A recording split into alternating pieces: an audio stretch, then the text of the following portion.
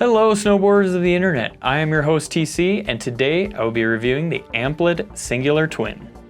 This board is equipped with Amplid's low camber with early rise, so what that means is you're going to have camber all the way in between your feet, out past the inserts here, with an early rise on the nose and the tail, which is just, in pretty much fancy terms, a rocker. So what that does is that camber is going to give you all that power, drive, and pop you're looking for, and that rocker is going to give you ease of entry in and out of turns and a little bit better float. This board comes in a 143, a 148, a 153, and a 158. I rode this board at Arapahoe Basin where it was an extremely flat, light day.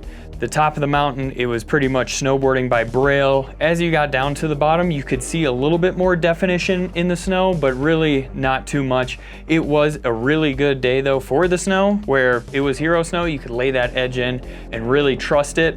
And it really stayed that way all day. It never got softer or firmer. It was just a nice consistent snow throughout the day. I used my Ride Fuse boots and Jones Mercury bindings. The first thing I noticed when I was flexing into this board is that it felt like it had a reverse flex to it, where the nose and the tail felt a little bit stiffer than it does underfoot, which almost feels counterintuitive because of that early rise on both sides there. But when you do go to foot steer this thing, because of that softer center, it makes it a little bit more easy to. And that directly translates into the stability because it is a more of a lively board, especially when you're going through that chunky chunder stuff. You feel it come resonating throughout the board, where because of that stiffer nose and tail, they kind of vibrate a little bit more, especially on that less than ideal condition. When you do get it on a perfectly smooth groomer, it's not a big deal. It cuts down on those micro vibrations, but you're gonna feel that bigger stuff. When you're loading this thing up to ollie, you do notice that that tail or the nose, if you're going for an ollie,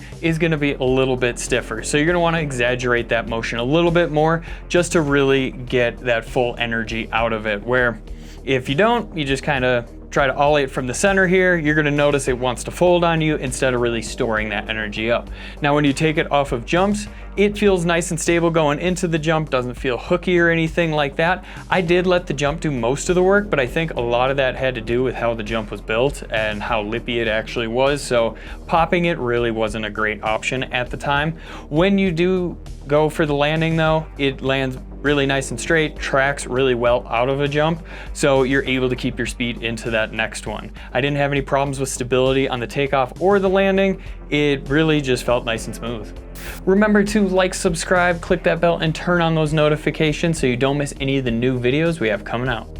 Just like when you go to ollie this board, when you go to butter this thing, you're gonna feel a little bit of resistance back on that tail and on the nose. So just make sure you kind of exaggerate that motion a little bit more just to lock in that press, where it wants to lock in pretty much around that contact point where it'll hold and it might spring it out just a little bit, so be ready for that.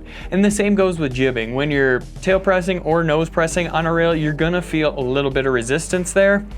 But when you are board sliding this thing, just because of that center is a little bit softer, you feel it just cradle right around the rail and hold really well. Carving on this board is pretty solid as long as you just keep it on those nice, clean, smooth groomers, where edge to edge, it is nice and quick. On those medium carves, it feels pretty smooth. You might feel a little bit of vibrations, but you know, it's really nothing too terrible. When you get to those large carves, it will hold its speed well. You're gonna feel those vibrations a little bit more, but overall, it does hold its edge really nicely. When you do get to those Euro carves, it will hold, it will make it all the way around. Just make sure you're coming in with speed and you're on that perfect groomer.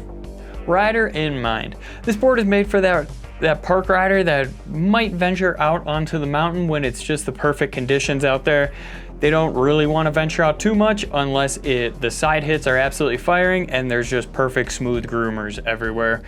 They're sliding rails, they're hitting jumps, they're doing all of that. They might not be the most proficient rider out there, but they're in that intermediate category and they just want to keep going with it. Since I have you here and you're probably looking for a way to push off work, why don't you head on over to Angry Snowboarder VIP. What is it, you ask? I could explain it here, but we have a great video over there getting into it really in depth. It's a good board. It's not my favorite board. Like, I really don't know why they had to make the Singular in a twin version. I didn't think it's super necessary, but here it is. I mean, it's a good board. If you like a reverse flex board, this definitely could be an option for you. Comparable boards, the Jones Tweaker, the Capita Indoor Survival, and the public dispute.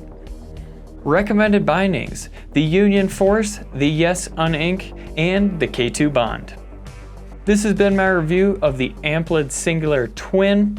If you're looking for a pair of bindings to pick up with this board, why don't you check out one of the reviews for the recommended bindings.